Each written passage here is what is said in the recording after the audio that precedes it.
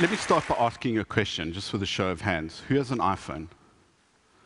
Who has an Android phone? Who has a BlackBerry?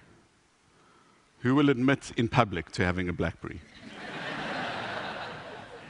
And let me guess, how many of you, when you arrived here, like me, went and bought a pay-as-you-go SIM card? Yeah? I bet you didn't even know you're using African technology. Pay-as-you-go was a technology or an idea pioneered in Africa by a company called Vodacom a good 15 years ago. And now, like franchising, pay-as-you-go is one of the most dominant forces of economic activity in the world. So I'm going to talk about innovation in Africa, which I think is the purest form, innovation out of necessity. But first, I'm going to ask you some other questions, but you don't have to put your hands up. These are rhetorical. Why did Nikola Tesla have to invent the alternating current that powers the lights in this building or the city that we're in? Why did Henry Ford have to invent the production line to produce these Fords that came in anything as long as they were black? And why did Eric Merrifield have to invent the dollars? Blank stares. That is what a dollars looks like. And in the background, you can see Robben Island. This is a small dollars, and Eric Merrifield is the most famous inventor you've never heard of. In 1963, a storm ripped up the harbor in a small South African town called East London. And while he was watching his kids playing with toys made from oxen bones called doluses, he had the idea for this. It's a bit like a huge jumping jack, and they have used this in every harbor in the world as a breakwater. The global shipping economy would not be possible without African technology like this. So, whenever you talk about Africa, you have to put up this picture of the world from space, and people go, look, it's the dark continent. Actually, it isn't. What it is a map of innovation. And it's really easy to see where innovation's going on. All the places with lots of electricity, it isn't.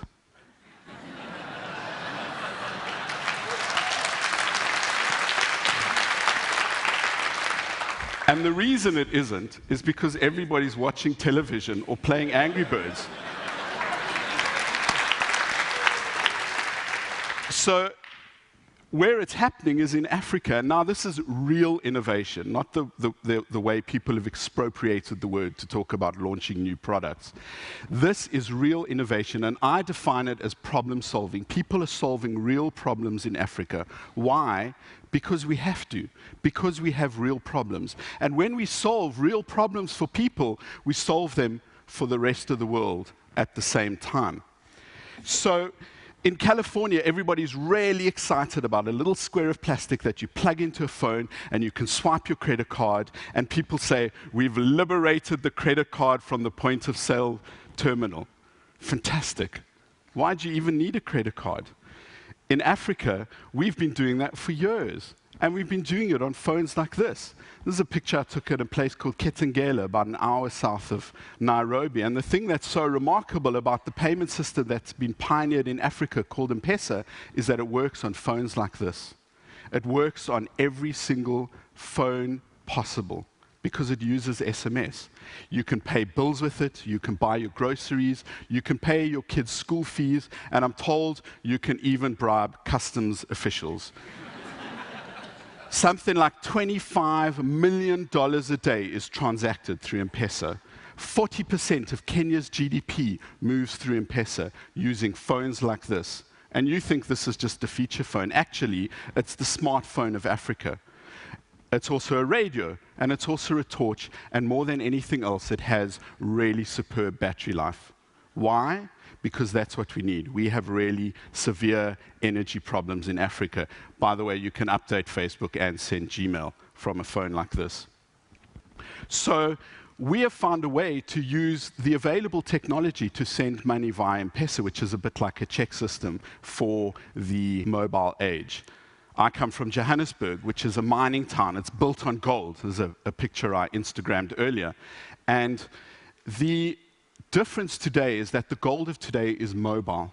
If you think about the railroad system in North America and how that worked, first came the infrastructure, then came the industry around it. The brothels, it's a bit like the internet today, right? And everything else that worked with it. bars, saloons, etc.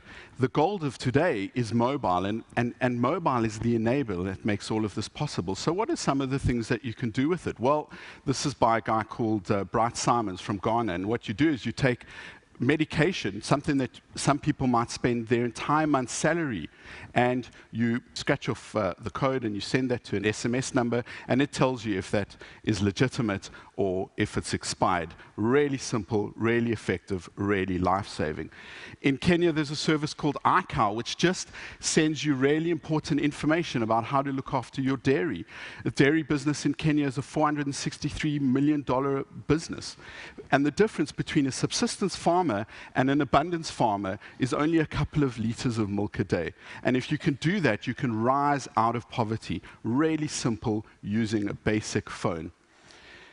If we don't have electricity, no problem. We'll just make it out of old bicycle parts using a windmill, as William Kamwamba did. There's another great African that you've heard that's busy disrupting the automobile industry in the world. He's also finding a way to reinvent solar power in the electricity industry in North America. And if he's lucky, he'll get us to Mars, hopefully in my lifetime. He comes from Pretoria, the capital of Johannesburg, about 50 kilometers from where I live. So back to Joburg, which is sometimes called Egoli, which means city of gold. And not only is mobile the gold of today, I don't believe that the gold is under the ground. I believe we are the gold. Like you've heard the other economists say, we are at the point where China was when its boom years began, and that's where we're going. So you hear the West talk about innovation at the edge. Well, of course it's happening at the edge, because in the middle, everybody's updating Facebook. Or worse still, they're trying to understand Facebook's privacy settings. This is not that catchy catchphrase. This is innovation over the edge. So people like to call Africa a mobile-first continent, but actually, it's mobile only. So while everybody else is doing all of those things, we're saving the world's problems. So there's only one thing left to say.